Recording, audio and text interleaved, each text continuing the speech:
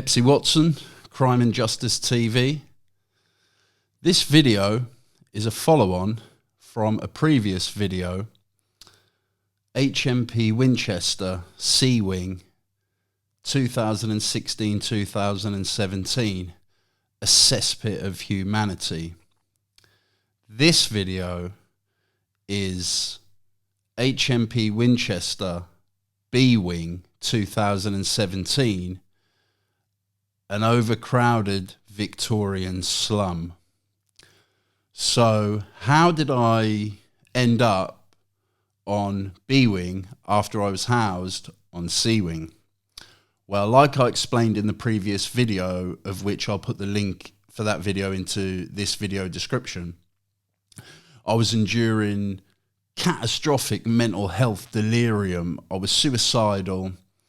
I was really at the depths of despair, and there was two prison officers who came into my cell, and in my mind I thought they were going to attack me, and I ended up having an argument with one of them, and I was nicked. I was placed on governor's report and adjudication.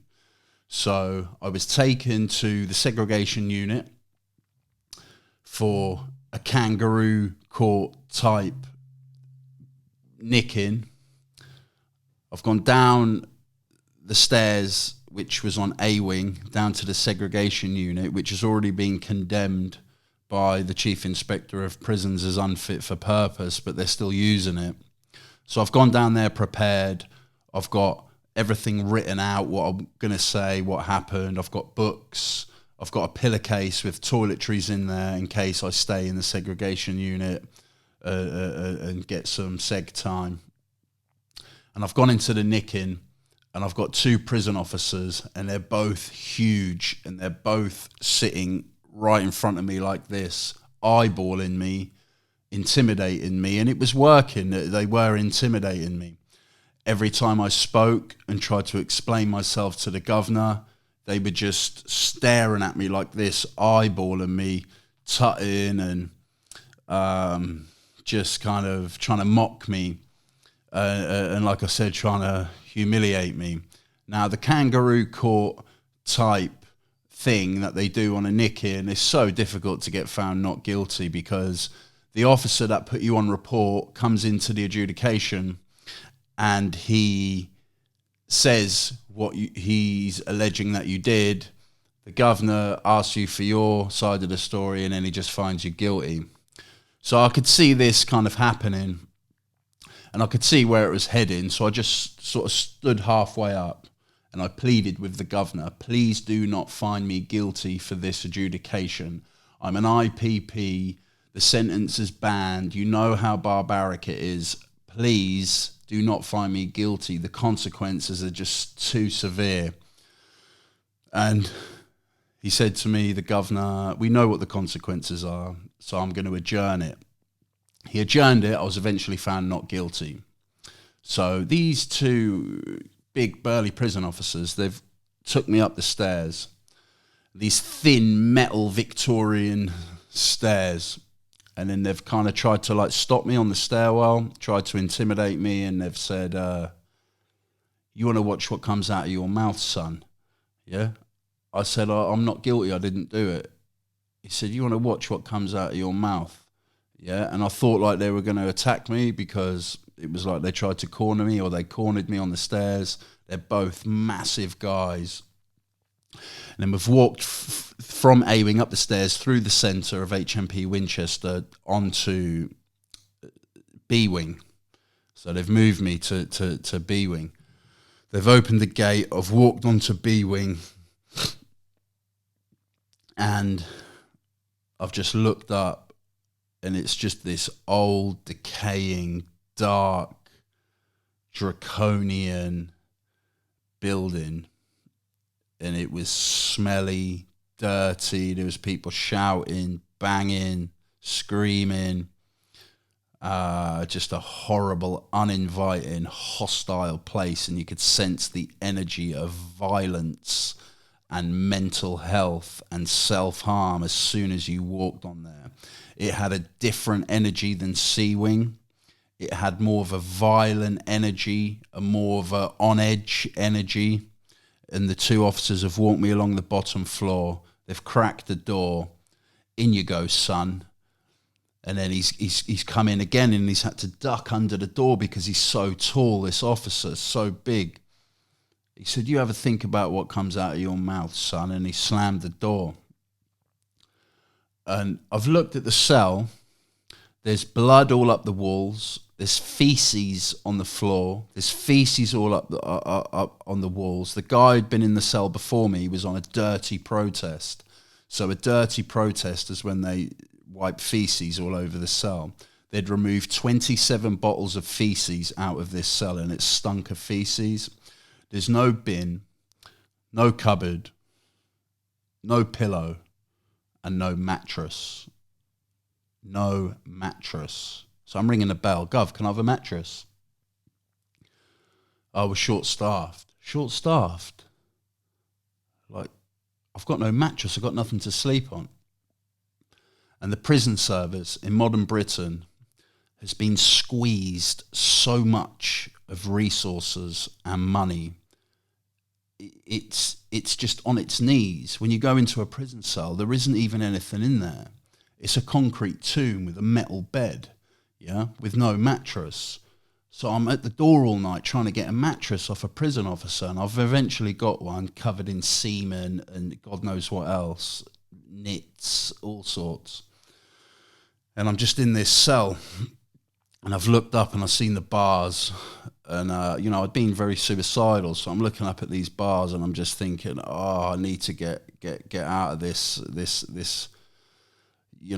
mental mess that I've been in, or I need to stay out of it, because I was starting to feel a bit better. But now I've been launched into this overcrowded Victorian slum prison cell.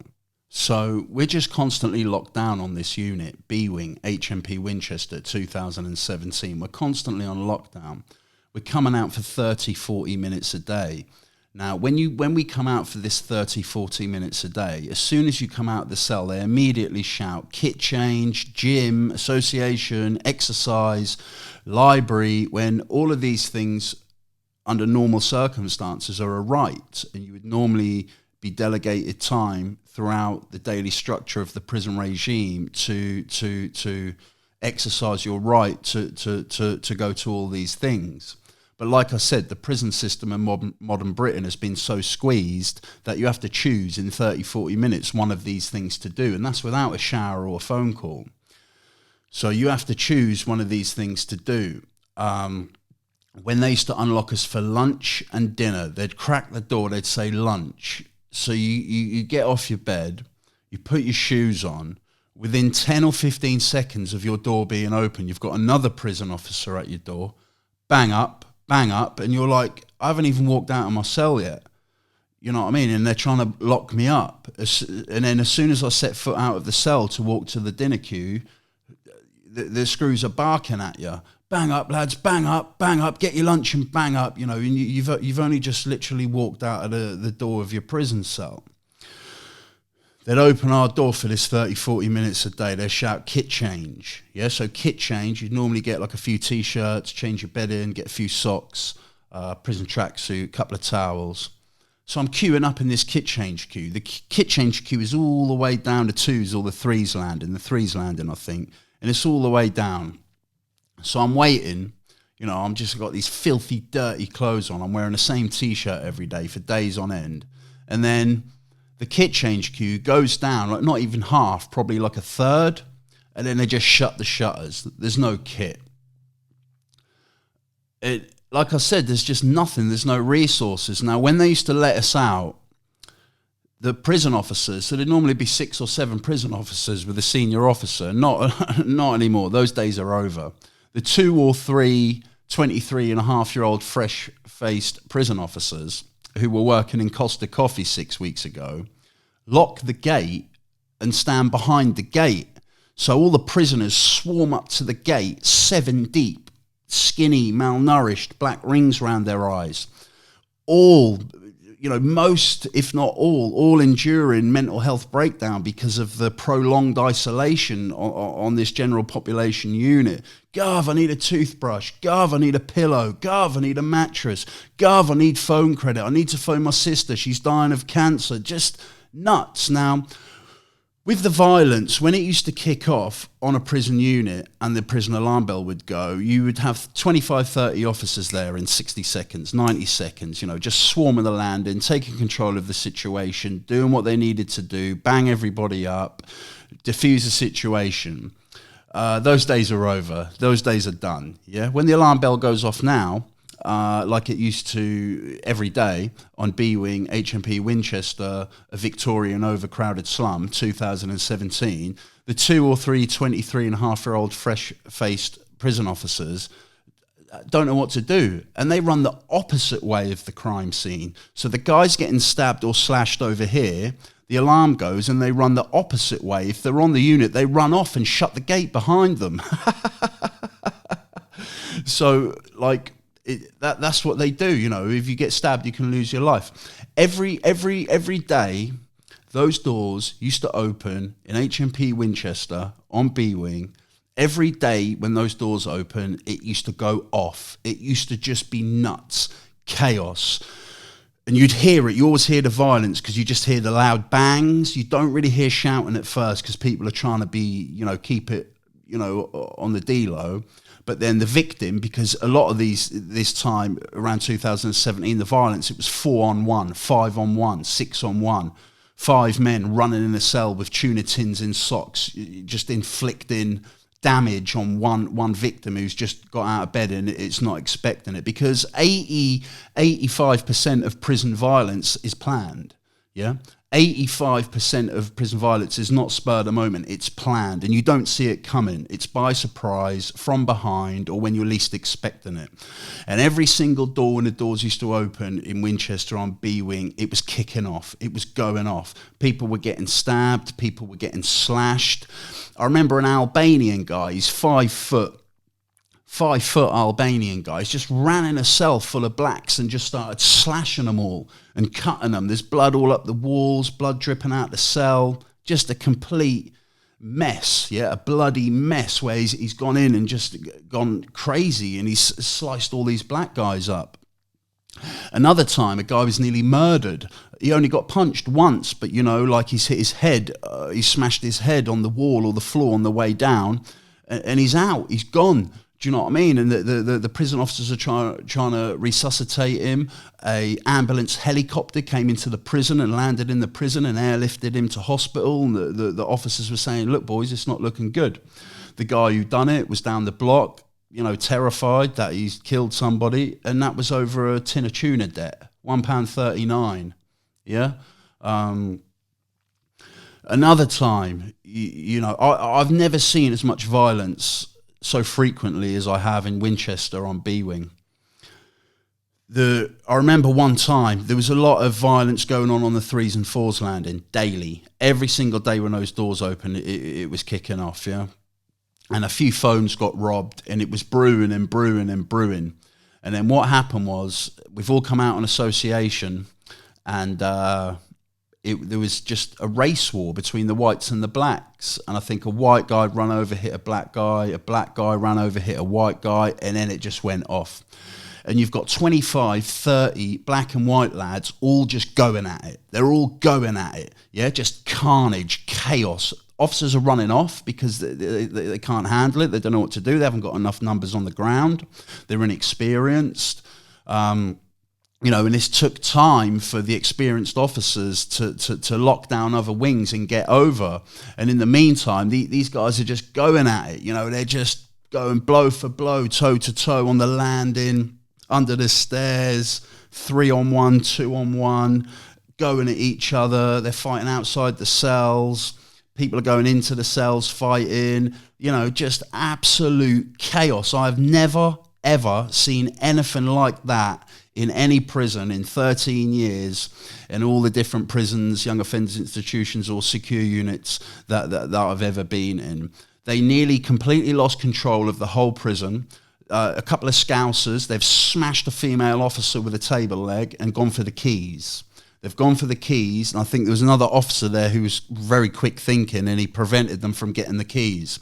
At that time, that prison was so vulnerable, I genuinely believe if those Scousers had got those keys off that female prison officer, there would have either been a riot leading to major loss of life, or the prison would have just been burnt down to the ground, because it was a daily battle every single day for that prison governor of that prison, HMP Winchester, to just keep control of the prison. Yeah, it was just absolute chaos. Trojan teams coming in all the time, riots, people smashing up. And then, excuse me, then the prison service had a really, really bright idea to ban smoking at this time. They opened all of our prison doors at like 7 in the morning, 8 in the morning one morning, and they gave us a pack of dominoes, a colouring book, and a stop smoking leaflet and a 5p lolly, and took tobacco off the canteen. After like 2 weeks, yeah, people are walking around with no tops on with like 3 nicotine patches. I'm like, what's happening, mate? They're like, yeah, I'm really healthy. I'm quit smoking. I'm quitting smoking and all that. And I was like, And I see a nurse. I was like, how difficult is stopping smoking? She said, get prepared for one of the hardest things you'll ever do in your life. Within a month, these guys walk around with 3 nicotine patches with their tops off, saying they're super healthy now and they've quit smoking. They're all chewing their nails, cutting their arms, mental health breakdown, fighting, smashing up their cells. There's water pouring down the stairs all the time. They're just losing their mind as they deal with the extremity of the hostile, unforgiving, and violent atmosphere and environment that they're living in, on top of the prison service removing tobacco from the prison canteen, yeah? And it just went on and on and on and on, this non-stop daily and weekly violence. It just went on and on and on and on, and it just never stopped. The whole time I was on B-Wing, this is what it was like. As soon as the door opened, you put your shoes on, you go to your front of your door, you know, because you never know who's going to come in. After the ban, I was just absolutely screwing for a roll-up. You know, it'd been like 6 weeks, I hadn't had a roll-up. I'm just, you know, I'm dying here without a cigarette. And one of the guys next door to me, a Romanian kid, and I could talk a bit of Romanian. So I built up a bit of rapport with him, and he was always on the spice, yeah? And I knew he had tobacco, and I just walked in the cell one day, and he was sitting there at his table, and he used to give me extra tea packs and bits and pieces from the servery. Nice lad. And I just said to him, I know you've got tobacco, I need a roll-up, please can I have a roll-up? And he was like, spice, I only have spice. He was like, here you go, you smoke, yeah, you smoke. And he's sitting there smoking a black Mamba spice joint, but it's got tobacco in it. And I've looked at it and I've smelt the tobacco, and all I wanted was just that tobacco hit. That's all I wanted. And I lost my discipline, and I was just like, sod it. I'm going to have a toke on this spice joint. Never smoked it before. So I took the roll-up of him with the Black Mamba spice in. I had one drag, that's all I had. One drag on this Black Mamba spice joint. And I inhaled it, and I never ever recall or remember ever feeling any kind of nicotine rush, which is what I was looking for. I remember just putting the Black Mamba spice joint to my lips, inhaling, taking it away from my lips, blowing the smoke out, exhaling. And I don't ever recall feeling any kind of nicotine rush. I was anticipating the nicotine rush just to calm my body and calm my mind, because that's what I was looking for. And then about, you know, during this time, like 20 seconds have passed, and then this Black Mamba spice has hit me like a high-speed Japanese bullet train at like 300 mile an hour. And this Black Mamba spice just rocked my brain and rocked my mind like no other drug had ever done in my life. The feeling was so intense. Everything that was going on in my mind was like magnified times 500. All my fears, all my worries, all the negativity and the negative repetitiveness that was going through my mind was just magnified. the feeling of being uncomfortable was just so intense. See, I started sweating. My mind started spinning. My senses were heightened by like 300, and all I could hear was keys and banging and shouting. And it felt so loud. It was like those noises and sounds. It was like hot knives piercing my eardrums. That's how loud it was. And then the walls of the prison cell just started to close in on me. And I'm looking at this Romanian kid, and I'm just like, oh, what have you done to me? And I just come out the cell. I run out the cell, and I'm on the landing. And you got all the prisoners darting around, doing their business, wheeling and dealing, cutting hair, doing drug deals, standing on doors, guarding people on techs, on prison Zancos, mobile phones, just like so intense. Like, and a fella, Daniel, doing 10 years, nice fella, listener. He's walked up to me. He's gone, "You all right, mate?" I said, "Yeah, I'm just tired." He was just so paranoid. Oh, he's going to grass me up. He said, "You look wasted, mate." And I was like, "Nah, I'm just tired." He's like, "You're only lying to yourself, mate." And it was nuts.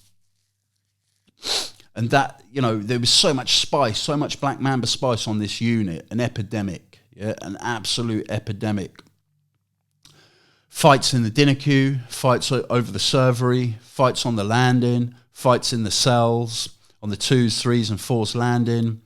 People would square up to each other on the servery and then just go at it toe to toe. The guys on the servery, they'd jump over and fight sometimes. Traveller boys.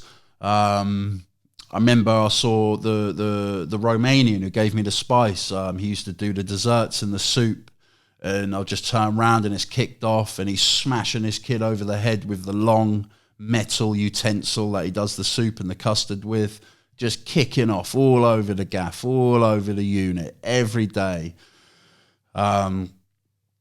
Absolute hell zone. During this time in 2017, dead bodies who had just had enough and strung up in the middle of the night were being transported in black bags in the backs of blacked out prison vans in the early hours of the morning to the morgue, while you all sleep, oblivious. And then, the deaths are covered up at inquests because the Ministry of Justice sends their top QCs who then demonise the dead person in front of their family for the whole 2 weeks of the inquest. And the dead person's family, dead prisoner's family, has no legal aid. That's the modern British penal and criminal justice system. What I would say to the British government about HMP Winchester and about other establishments, because this is representative of the wider spectrum, don't believe the hype, don't believe the mainstream media state-sponsored propaganda, don't believe the HMPPS high-level officials who constantly promote a narrative of change and rehabilitation all over their propaganda Twitter machines, where it's all sort of middle-class, white folk, mostly Tory voters, cheering and shaking hands and backslapping, eating celebratory cakes about all the good work and rehabilitation that's going on in the modern British penal system. Don't believe the hype. There's no such thing as rehabilitation in the modern British overcrowded Victorian slum prison estate, characterised by a drug epidemic, mental health epidemic, suicide epidemic and violence epidemic of proportions never ever witnessed or seen before in the British penal system. Big facts. So I hope you liked my video, HMP Winchester, B-Wing, an overcrowded Victorian slum. I'm Pepsi Watson. This is Crime and Justice TV.